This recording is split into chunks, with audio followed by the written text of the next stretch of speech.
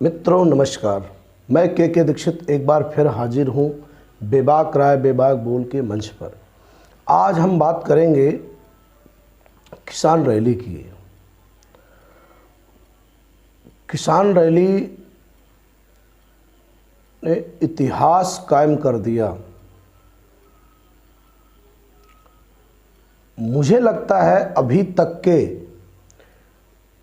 कार्यकाल में राकेश टिकैत जी की जितनी भी रैलियां हुई होंगी उनमें से सबसे बड़ी रैली मानी जा रही है। ऐसा सूत्रों से और जो भीड़ वहां उमड़ी ऐसा लगता है। मुझे लगता है यह भीड़ शासन में बैठे उन व्यक्तियों को शीर्ष नेतृत्व में जो भी बैठे हैं उन्हें एक बार मंथन करना चाहिए, विचार करना चाहिए कि कहीं सत्ता के मद में हम चूर होकर के किसान के साथ गलत निर्णय तो नहीं लिए हैं, और अगर गलत निर्णय लिया है तो उसका पश्चाताप भी आपको करना पड़ेगा। हकीकत 1000, 2000, 10,000 किसान अगर रोड पर निकला होता, रैली पे आया होता तो माना जाता कि एक साजिश है, कुछ पार्टियों का वर्चस्व या उनके द्वारा ये रैली के लोग लाए गए हैं। परंतु जहां दसियों लाख की संख्या में भीड़ पहुंच जाए वहां के लिए आप क्या कहेंगे? मैं तो आपसे मोदी जी यही कहना चाहूंगा, किसान बिल वापस कर लीजिए, अभी आपका कुछ नहीं बिगड़ा। वरना किसान तो यह बिल जो चाहते हैं वो ला ले, वो उनको मिल ही जाएगा, बस आपको सत्ता से बेदखल कर देंगे। क्योंकि जिसे आप जनता बोलते हैं, सबसे बड़ा अहम रोल जनता में किसान का होता है, और दुनिया की कोई ताकत किसान से और देश के जवान से टकरा करके वो अपना वजूद बना नहीं सकती। मुझे लगता है जो रैली मैंने देखी और उस रैली में एक आश्चर्यजनक बात ये हुई कि एक संप्रदाय ने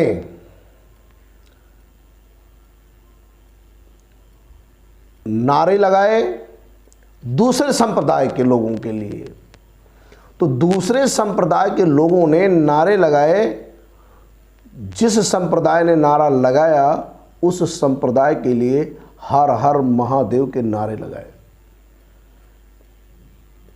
मतलब एक दूसरे जिस जगह को अभी हाल ही में बहुत पहले वहाँ के लिए कहा गया था कि दंगा में चर्चित स्थान माना जाता है,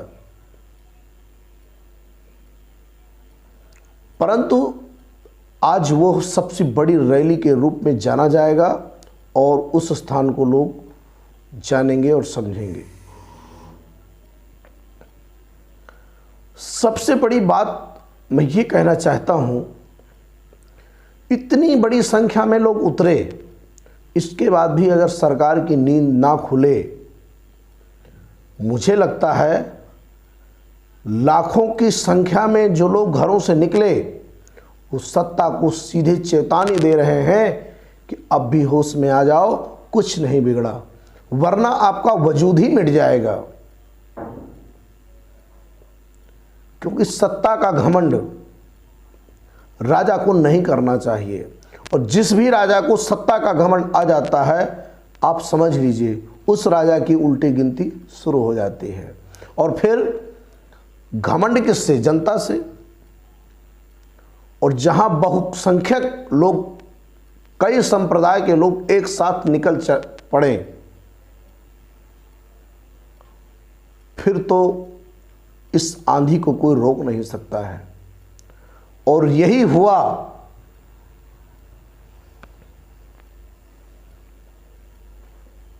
इस रैली में। इतनी बड़ी संख्या में लोग निकले कि मुझे लगता है, चूंकि उत्तर प्रदेश में ये स्थान है, उत्तर प्रदेश की रैली थी, इसलिए मुझे लगता है कि उत्तर प्रदेश की शासन की नींदें भी उड़ गई होंगी और केंद्र में बैठे मुखिया की भी नींदें उड़ गई होंगी। क्योंकि इतनी संख्या में किसानों का निकल आना सरकार को ये सीधे चेतावनी है, और इस चेतावनी से सरकार को सीख लेनी चाहिए और किसानों के हिसाब से संशोधित बिल लाएं और इन बिलों को तुरंत तत्काल रद्द कर देना चाहिए। ऐसा मुझे लग रहा है। आप देखिए रैली का ये कैसी भीड़ रैली में उमड़ी है, जरा आप देखें।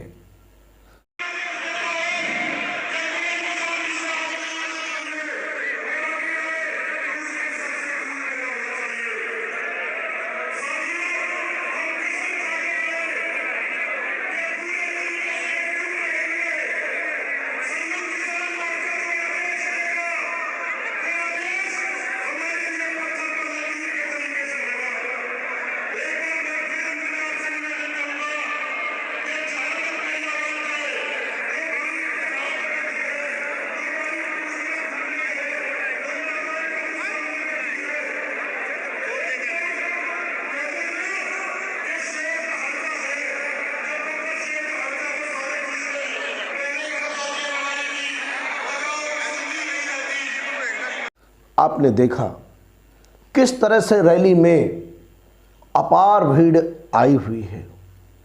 इस भीड़ को देखने के बाद सरकार को समझ जाना चाहिए कि जनता का एक धड़ा ऐसा है जो हमारे बिल्कुल खिलाफ हो चुका है। कहीं ऐसा ना हो कि यह धड़ा ऐसा माहौल तैयार कर दे कि हमें सत्ता से बेदखल होना पड़े। और इसके पहले 14 साल तक वनवास झेलना पड़ा था। याद हो उत्तर प्रदेश में भी 14 साल, जब राम मंदिर के स्थान में जो बाबरी मस्जिद ढांचा था उसको गिराने के बाद जब सरकार गई तो 14 साल तक उत्तर प्रदेश में शासन सत्ता नहीं आई।